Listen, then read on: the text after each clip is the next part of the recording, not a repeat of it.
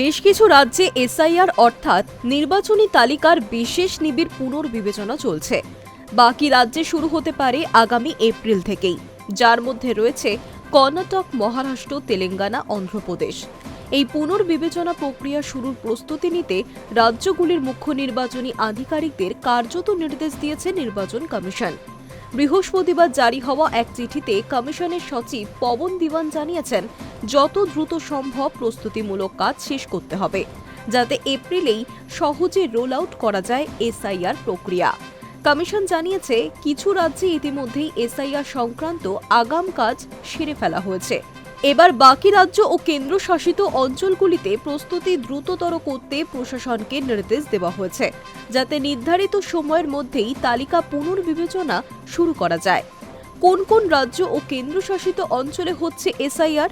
এই বিশেষ পুনর্বিবেচনা চালানো হবে অন্ধ্রপ্রদেশ, অরুণাচল প্রদেশ, চণ্ডীগড়, দাদরা, নগর হাভেলি, দমন ও দিউ, হরিয়ানা, হিমাচল প্রদেশ, জম্মু ও কাশ্মীর, ঝাড়খণ্ড, কর্ণাটক, লাদাখ, মহারাষ্ট্র, মণিপুর, মেঘালয়, মিজোরাম, নাগাল্যান্ড, দিল্লি, ওড়িশা, পাঞ্জাব, সিকিম, ত্রিপুরা, তেলেঙ্গানা এবং উত্তরাখণ্ডে। সব মিলিয়ে 23টি রাজ্য ও কেন্দ্রশাসিত অঞ্চল জুড়ে হবে এই বড়সড় সংশোধন অভিযান। কেন গুরুত্বপূর্ণ এই এসআইআর?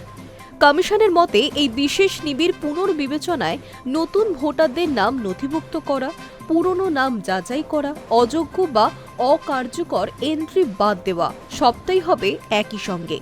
ভবিষ্যতের নির্বাচনগুলিকে সামনে রেখে ভোটার তালিকাকে আরও নির্ভুল, স্বচ্ছ ও আপডেট করার লক্ষ্যে নেওয়া হয়েছে এই উদ্যোগ। আরও বড় কারণ, অবৈধ বিদেশি অনুপ্রবেশকারীদের চিহ্নিত করা।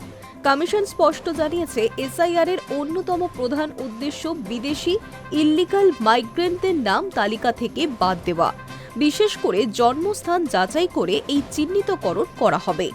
সাম্প্রতিক সময় দেশজুড়ে বিশেষত বাংলাদেশ ও মায়ানমার থেকে আসা অবৈধ অনুপ্রবেশকারীদের বিরুদ্ধে বিভিন্ন রাজ্যে যে কড়া পদক্ষেপ চলছে, তার প্রেক্ষিতেই এই পদক্ষেপ বিশেষ তাৎপর্যপূর্ণ বলেই মনে করছে প্রশাসনিক মহল।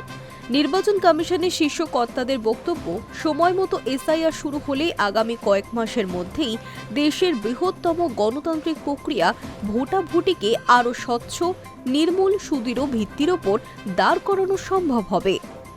High news network.